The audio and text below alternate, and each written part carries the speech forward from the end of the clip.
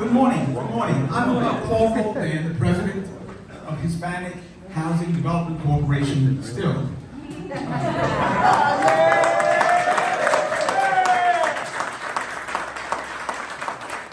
been 48 years now, a little bit longer than the senator's public service for Illinois, which is pretty long.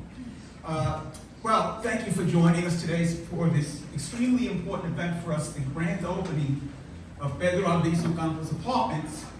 Yeah! These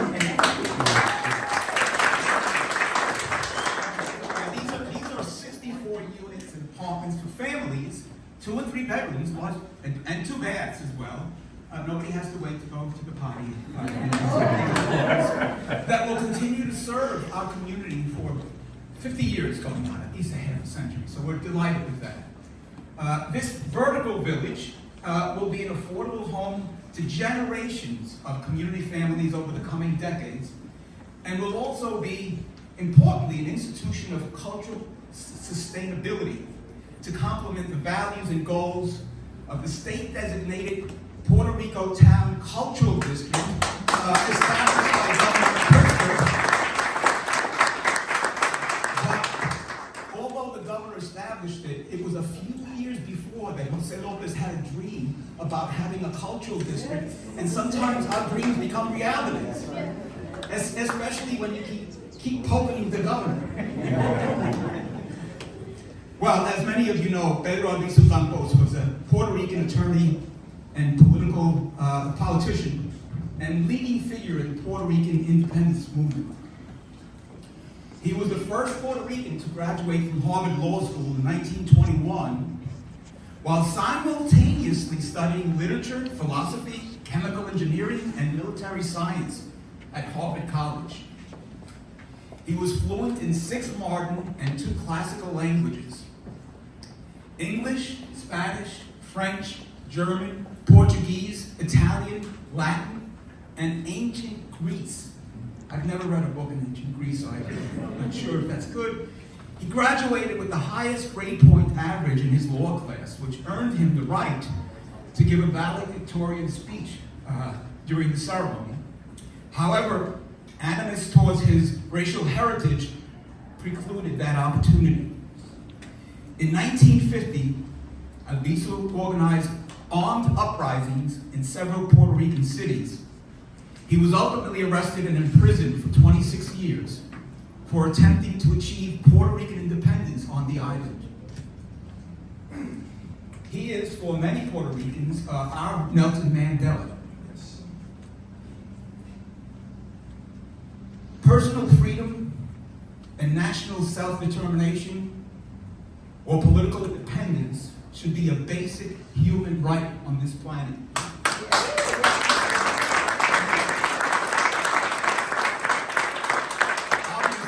Obviously it is not. But for those who have struggled, sacrificed, and even died for this cause, whether they were successful or not, there should be recognition by the rest of us of their commitment to the equitable evolution of humanity. Albizu actually sacrificed his career, his family, his freedom, and ultimately his life for Puerto Rican independence. I gotta tell you that today we have among us a man with the same personal values as Albizu, who has also endured similar sacrifices through his life. Nobel Peace Laureate Archbishop Desmond Tutu, in his letter of support to President Obama, stated, "After more than 30 years, Oscar López Rivera is in prison for the crime of seditious conspiracy, conspiring to free his people from the shackles of imperial injustice. Please give a warm welcome to our own Puerto Rican patriot, Oscar López Rivera."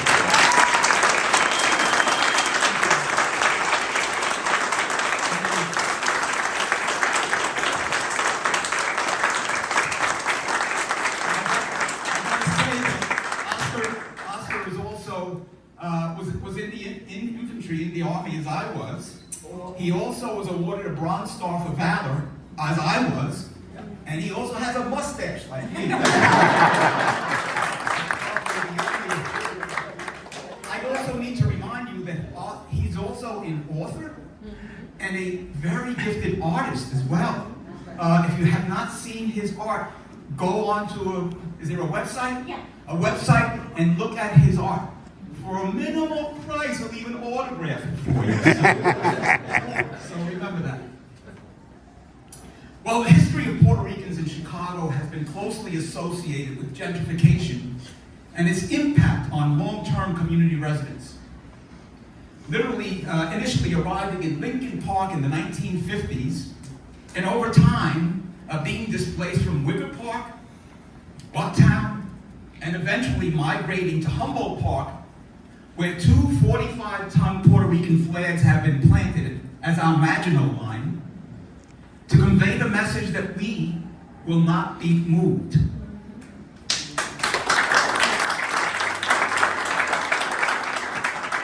It's my pleasure to introduce you to a man who's dedicated his entire professional life to establishing vital community institutions here in Humboldt Park. As director of the Puerto Rican Cultural Center, he's established structural resistance to those who would displace us and has made Puerto Rican culture come alive for several generations. He is both the shepherd and godfather of the Puerto Rican community in Humboldt Park. Please welcome José López.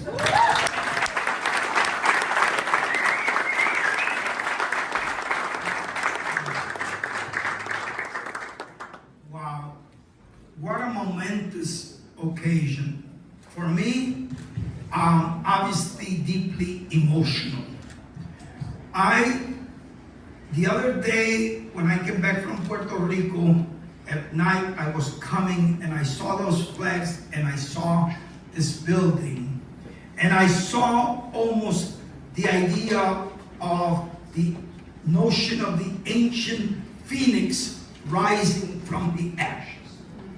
In 1966, there was a huge rebellion here. 1977, there was another, both of them called the Humboldt Park riots. There was a reason that happened, and that was because we were a marginalized community, and people said, we've had enough. And this building where we're at, there were buildings here. And many of the buildings you will see on Division Street and the empty lots were all burnt down by profiteers in a process called arson for profits. And hundreds of families were burned in this community. What Paul Roldan has done here is an amazing testament precisely to Puerto Rican resilience that says we must fight back. The building of this building by Hispanic Housing Corporation really says to us, this is what resistance looks like. This is what resilience looks like. And more, in many ways, more importantly, it's named after one of the greatest figures of Puerto Rican history.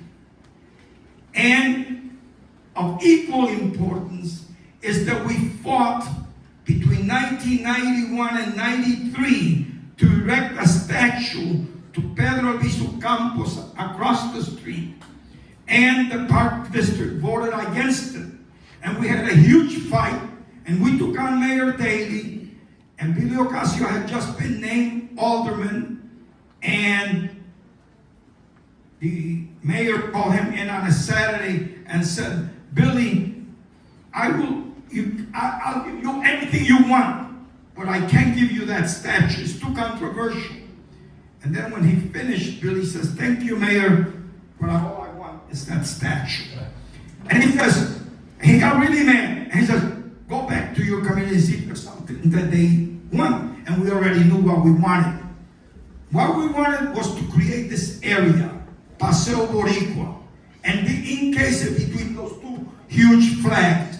And we got those two huge flags as a result of the struggle to erect that statue. This is really, obviously, poetic justice. That across the street from that place, Albizu Campos will forever be remembered. For me, this is momentous as well and emotional because obviously this morning my brother Oscar López Rivera is recognized here. My brother came back from Vietnam in 1967 and immediately he began to organize in this community. I believe he became the most effective organizer with NCO, Northwest Community Organization, that only us old people remember, right, Hilda? And Gail Shinkara, a woman who was amazing, asked her to work with her. And out of that, we birthed Bickerdike Housing Corporation. The first housing corporation created for affordable housing in this community. My brother, Oscar López Rivera, was part of creating that. And most importantly right now, Paul, is that Oscar will live in this building. Thank you so much. It means for us, for my family, for this community, we will be eternally grateful to you.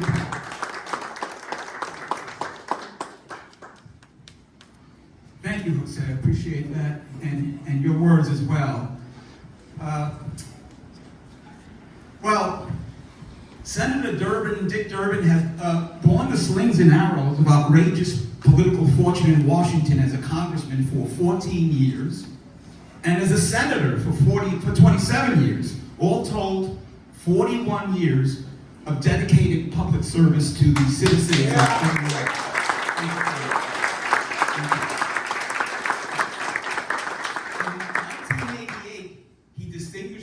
As a critic of big tobacco companies when he sponsored a successful smoking ban on commercial airline flights. So every time you're in the air and you're breathing free, remember the senator that sponsored it. He's extending your lifespan. In 2002, Senator Durbin advocated for global AIDS research and treatment, and criticized George Bush for failing to prepare adequate funding for these efforts. He was also one of the few senators who was sufficiently wise and courageous to vote against the war in Iraq. Senator Durbin has long been a friend and advocate of affordable housing, and we appreciate your presence here today, Senator. Please welcome Senator Dick Durbin.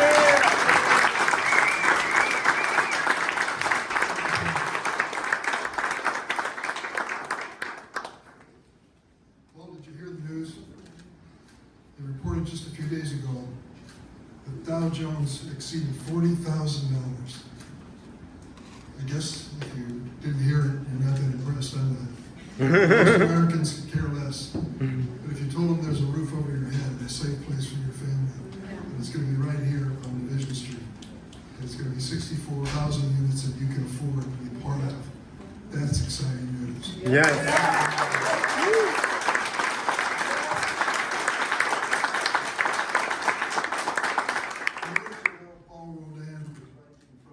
Leading the parade as he always has been, almost 50 years dedicated to people of modest means trying to find a decent place to raise their family. Paul, congratulations, you were the best.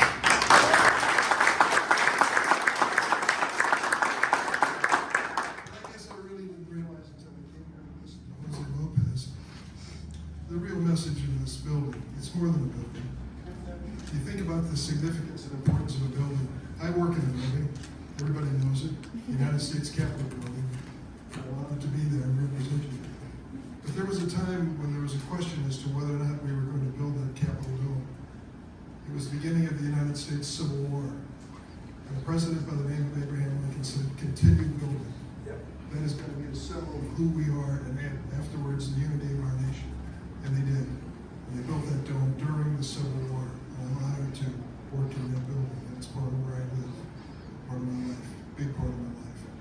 this building is a symbol as well. A symbol of the values of the people who are going to live in this neighborhood and continue to. A symbol of the people and what it means to be in this part of Chicago. This is in Humboldt Park, one of the biggest Puerto Rican populations in the world.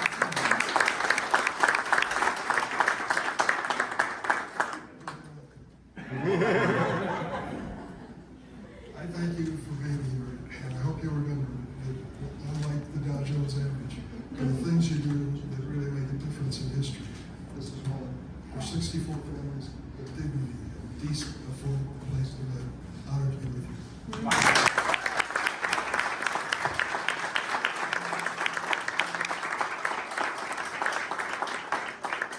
Thank you, Senator. Appreciate that and your comments as well.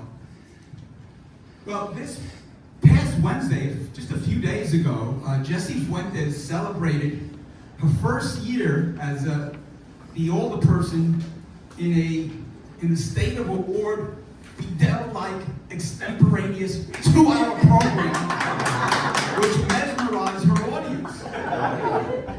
She was born, raised, and actually matured here in Humboldt Park.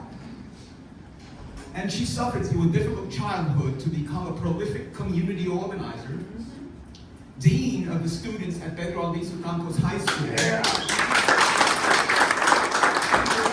Policy and youth advocacy for the Puerto Rican Culture Center.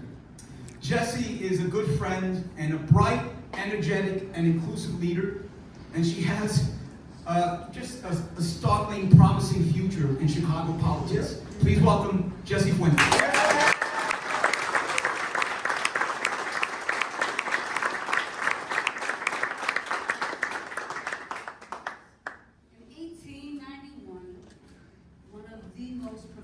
Historic Puerto Rican figures was born, Dr. Pedro Albizu Campos. And there was not a world in the early 1900s where Puerto Ricans imagined that today we would call him our Nelson Mandela. Because he lived in a moment in which fighting for the self-determination of his people and showing Boricuas, not just in Puerto Rico, but across the diaspora around the globe, how to resist was such an unpopular tactic. And today, we are watching the fruit of self-determination of the Puerto Rican people right here in Humboldt.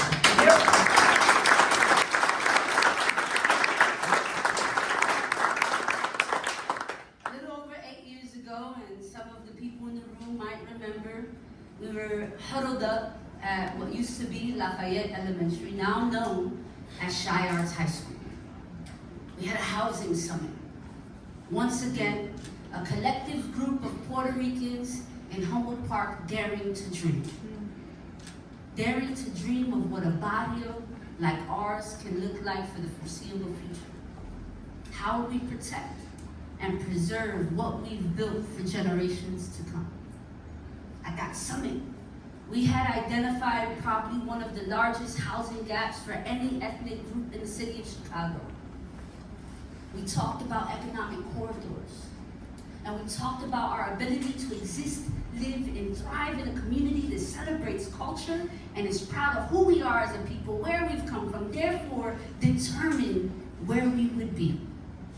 8 years later, we are cutting a ribbon for a building named after a man who taught Puerto Rican people how to dare to dream.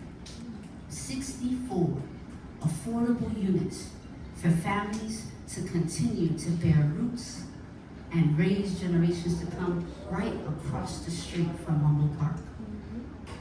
I mean, it is no secret. We live in a community that is rapidly being gentrified. Every day. We have families in Humboldt Park that make difficult decisions. Am I gonna pay my ComEd bill? Do I have enough for rent? Some tremble at the sight of a tax bill, wondering if that's gonna be the bill that displaces them from their community. When we talk about co-governance and community, when we talk about building a barrio for the people that are here, we are talking about how you lock arms with someone like Paul Roldan.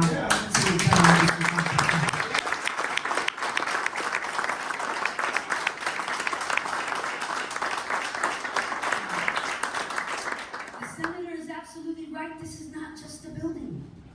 You see, anyone can build buildings. We watch it happen all over the city of Chicago.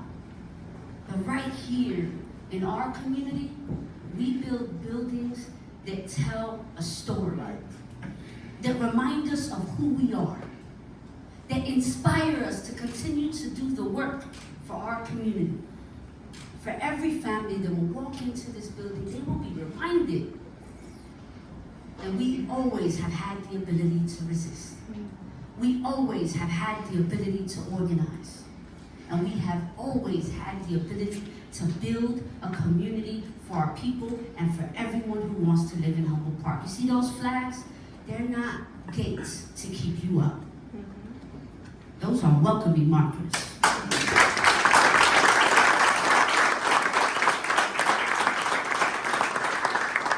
Welcoming markers that welcome you in and remind you that you are entering the most beautiful Puerto Rican barrio in the United States. And when you come here, you can live here, you can eat the best Puerto Rican food and have the best coffee from Café Cola. The senator stopped there before he arrived. And for those 64 families, they won't have to worry on whether they're going to pay a comment bill or pay rent, or whether they can send their children to college or put food in the refrigerator. They will be able to live a healthy, thriving life because they will be housing secure. And that is the goal for every family that lives in the 26th ward. Our ability to dream made today happen. Our ability to dream is what allowed me to be the first Latina elected to the 26th ward and the youngest.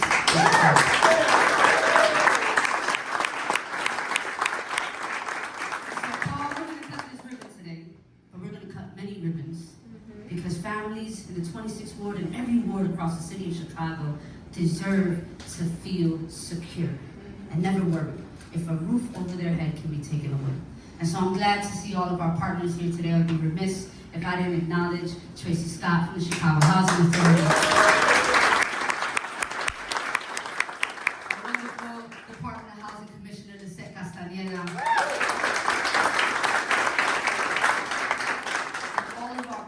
that make projects like this possible. It is your ability to look at dollars in a way that no one dares to be creative with financing so that housing like this is possible.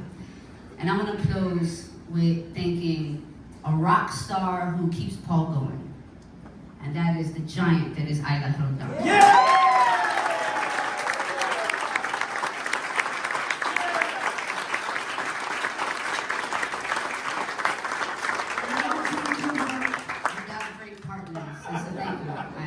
Thank you all for being here today.